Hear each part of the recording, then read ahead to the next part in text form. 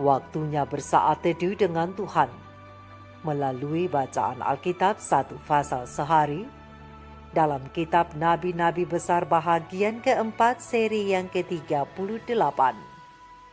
Kitab Yehezkiel pasal 38, nubuatan pengharapan bagi Israel dengan perikop. Firman Tuhan tentang Gog di tanah Magog. Mari baca Alkitab, mari dengar Alkitab, dan mari lakukan apa yang Allah firmankan di dalam Alkitab. Maka iman dan pengharapanmu tidaklah sia-sia. Tuhan Yesus Allah Putra, Alfa dan Omega memberkati, dan Allah Roh Kudus akan menuntun untuk memahami.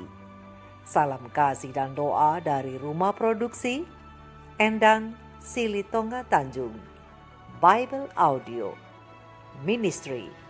Mari memulainya dengan doa dalam hati.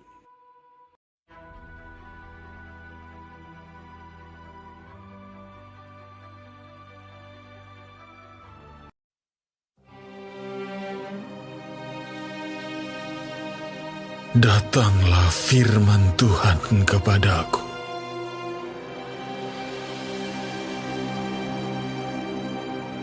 Hai anak manusia, tujukanlah mukamu kepada Gog di tanah Magog, yaitu Raja Agung negeri Mesek dan Tubal, dan bernubuatlah melawan dia. Dan katakanlah, beginilah firman Tuhan Allah. Lihat, aku akan menjadi lawanmu, hai Gog, Raja Agung, negeri Mesek dan Tubal.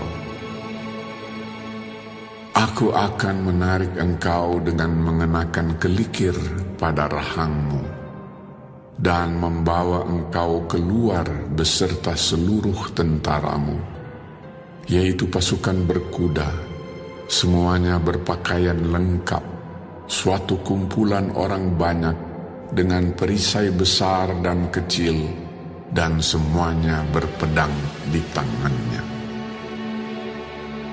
Orang Persia, Ethiopia, dan Put menyertai mereka, dan semuanya dengan perisai dan ketopong.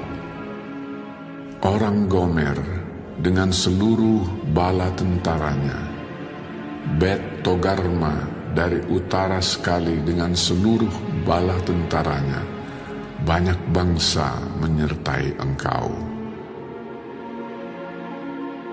Bersedialah dan bersiaplah engkau dengan semua kumpulan orang yang menggabungkan diri dengan engkau, dan jadilah pelindung bagi mereka. Sesudah waktu yang lama sekali, engkau akan mendapat perintah.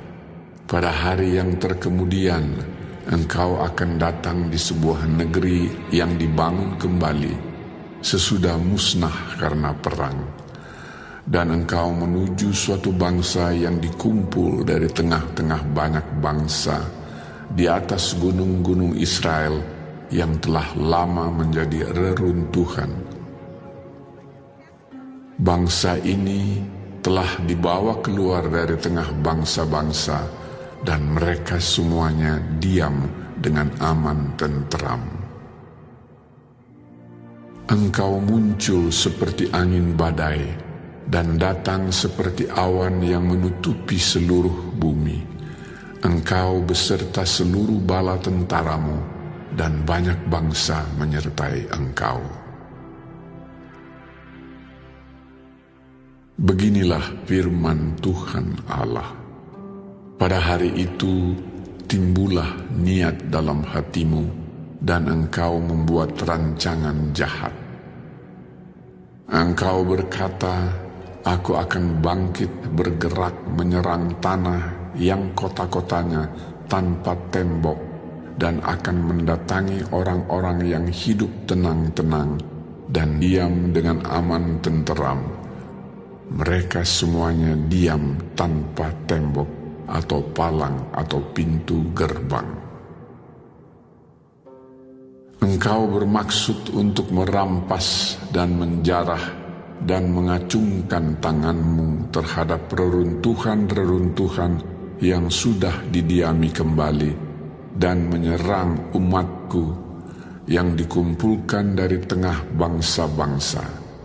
Mereka sudah mempunyai ternak dan harta benda, dan mereka diam di pusat bumi.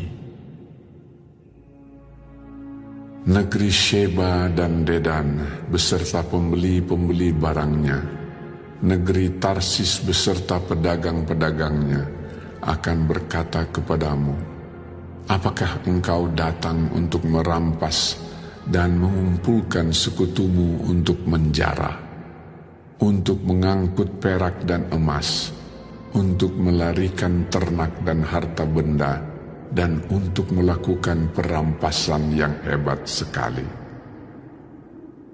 Sebab itu bernubuatlah, hai anak manusia, dan katakanlah kepada Gog, beginilah firman Tuhan Allah, ketika umatku Israel sedang diam dengan aman tenteram, pada waktu itulah engkau akan bergerak dan datang dari tempatmu dari utara sekali, engkau dengan banyak bangsa yang menyertai engkau.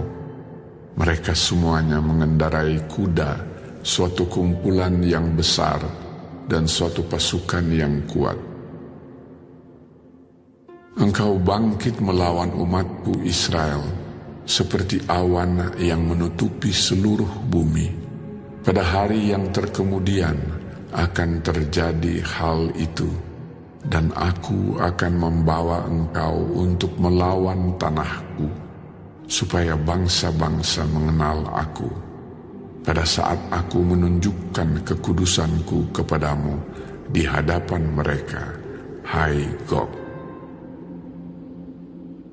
Beginilah firman Tuhan Allah, engkaulah itu tentang siapa aku sudah berfirman pada hari-hari dahulu kala dengan perantaraan hamba-hambaku, yaitu nabi-nabi Israel yang bertahun-tahun bernubuat pada waktu itu, bahwa aku akan membawa engkau melawan umatku.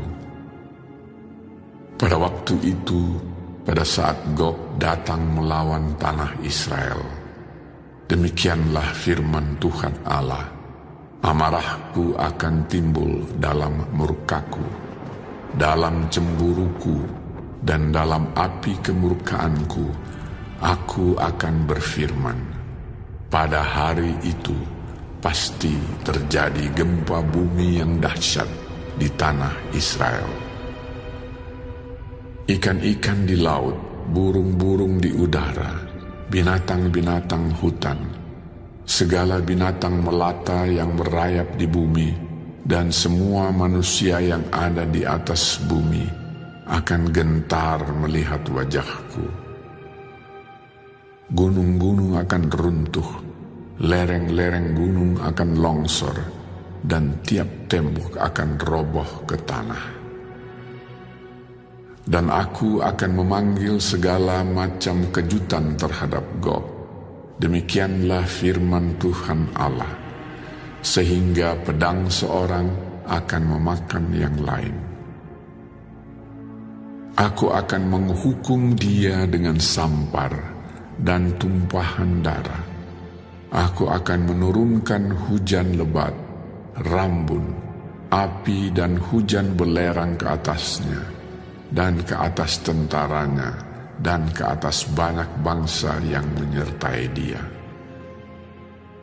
Aku akan menunjukkan kebesaranku dan kekudusanku, dan menyatakan diriku di hadapan bangsa-bangsa yang banyak, dan mereka akan mengetahui bahwa akulah Tuhan.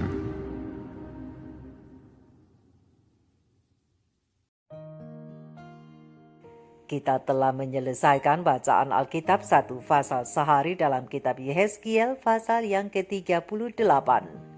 Sedikit perenungan melalui pasal ini tentang Gog dan Magog dengan ayat panduan perenungan.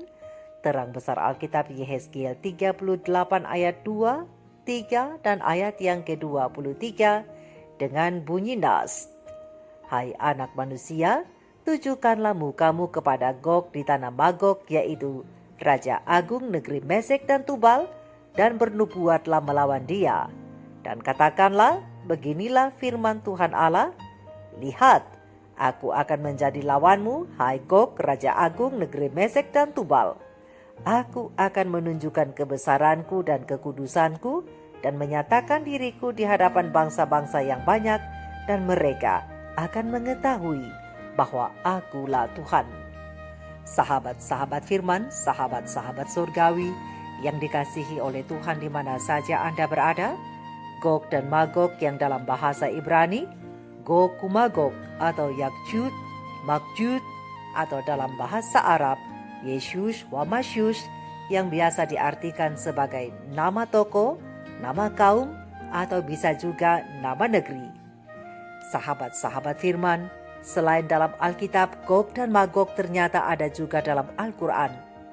Dalam Alkitab, Gog dan Magog tercatat dalam kitab Yehezkiel pasal 38, dan dalam Al-Quran tercatat dalam surah Al-Anbiya ayat 96. Dalam pasal yang ke-38 kitab Yehezkiel, Gog adalah nama toko, sementara Magog adalah nama negeri asalnya. Tapi dalam kitab Kejadian pasal 10, Magog adalah nama toko, tetapi Gog tidak disebutkan. Berabad-abad kemudian, frasa Gog dari Magog dalam kitab Yehezkiel berubah menjadi Gog dan Magog dalam tradisi agama Yahudi. Dan bentuk inilah yang kemudian hari muncul dalam kitab Wahyu, kitab terakhir dari semua kumpulan kitab suci, dan dalam kitab Wahyulah, Gog dan Magog adalah sebutan bagi kumpulan bangsa-bangsa. Sahabat-sahabat firman, sahabat-sahabatku, Yehezkiel pasal 38 memiliki dua makna. Makna yang pertama, ketika Tuhan melakukan pemulihan bagi umatnya, segala sesuatu tidak secara otomatis akan berjalan mulus. Namun ada kalanya, Tuhan mengizinkan kesulitan dan penderitaan itu hadir dalam hidup umat-umatnya itu, supaya dalam situasi seperti ini, apakah kita berpikir bahwa angin badai dan awan gelap yang akan memporak-porandakan kita adalah merupakan bahagian proses pemulihan dari Tuhan? Ingat, semua peristiwa yang terjadi apakah baik atau buruk dalam kehidupan kita, ada tujuannya masing-masing, yaitu memperdalam pengenalan kita akan kebesaran Tuhan. Dan proses pemulihan seperti inilah yang disampaikan Tuhan kepada hambanya Nabi Yehezkiel bagi Israel berdasarkan ayat yang ke-16. Tuhan menyuruh Yehezkiel untuk menubuatkan bahwa Gog, armada perangnya yang perkasa, dan para sekutunya akan bergerak menjadi angin badai dan awan gelap bagi Israel yang saat itu berada dalam kondisi aman dan tentram. Gog dengan kekuatannya yang besar dan niat jahatnya akan menyerang dan merampas kekayaan Israel. Semua peristiwa itu harus terjadi, namun bukan bertujuan untuk menghancurkan, melainkan akan memperlihatkan kekudusan dan kebesaran Tuhan di hadapan bangsa-bangsa, berdasarkan ayat yang pertama sampai ayat yang ke-16. Dan krisis yang terjadi ini juga akan memperlihatkan bahwa Allah adalah satu-satunya Tuhan semesta alam yang dapat diandalkan dan dijadikan sandaran yang abadi serta jaminan yang teguh. Sedangkan makna yang kedua adalah ketika Tuhan memulihkan umatnya, wajar saja jika kekuatan jahat pun ikut bangkit melawan mereka.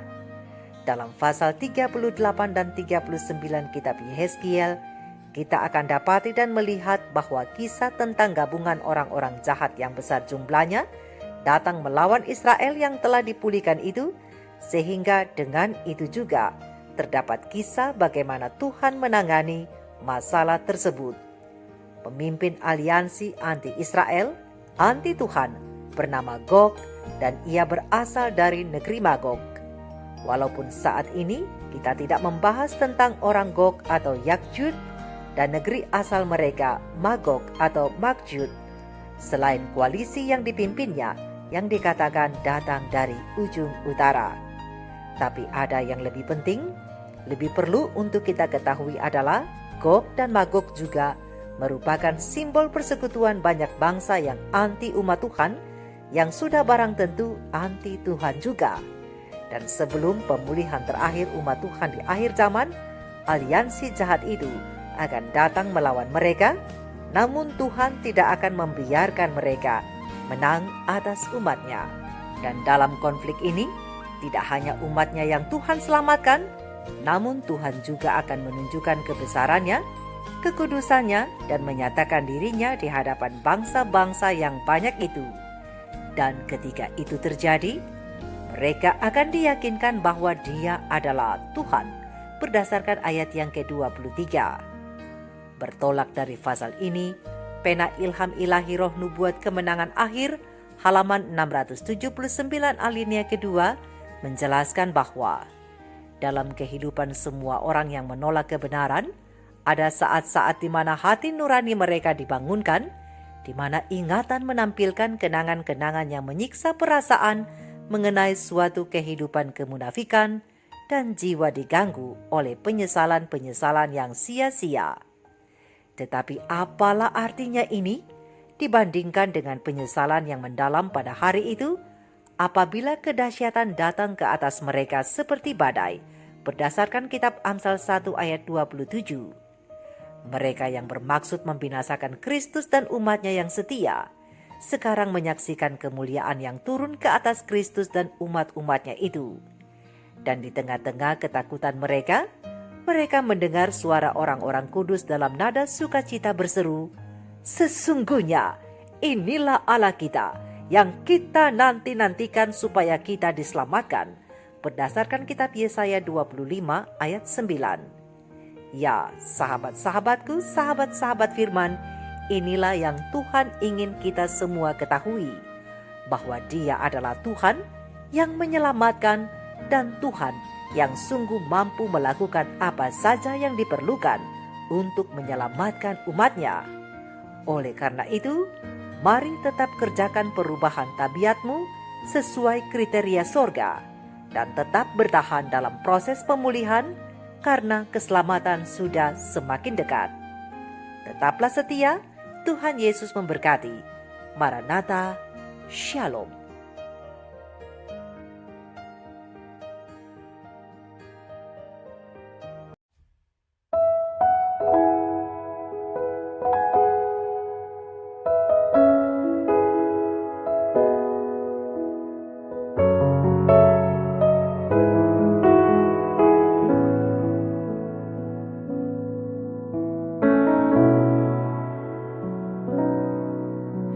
Saat dunia kecewakan dan tak ada satu pun yang peduli, Dia peduli.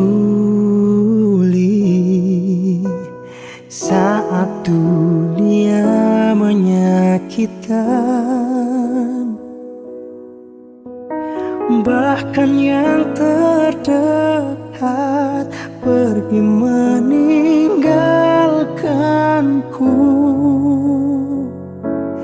Dia ada. Sampaikan pada Yesus segala beban hidupmu. Dia hanya sejauh doa saat kau berseru. Sampaikan pada Yesus, Dia mengerti hatimu. Dia mengerti air matamu dan memulihkanmu.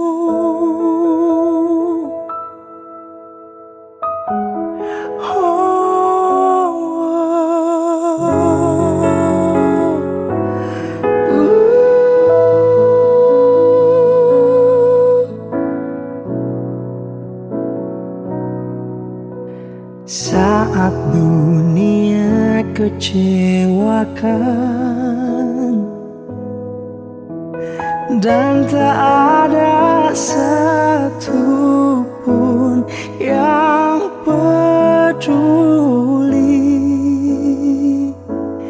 Dia peduli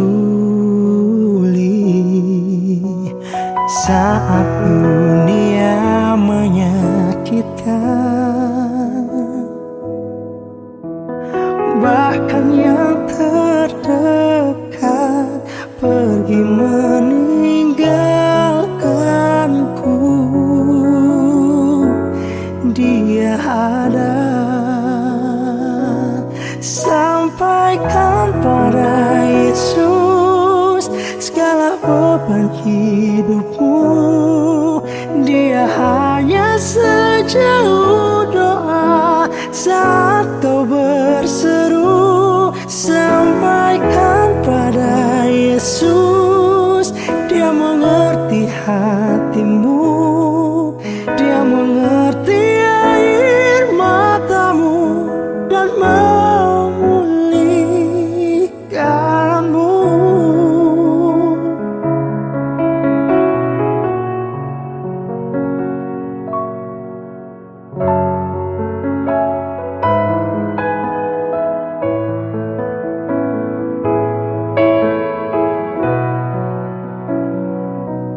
Sampaikan pada Yesus segala beban hidupmu. Dia hanya sejauh doa saat kau berseru. Sampaikan pada Yesus, Dia mengerti hatimu. Dia mengerti air matamu dan memulihkanmu. Dan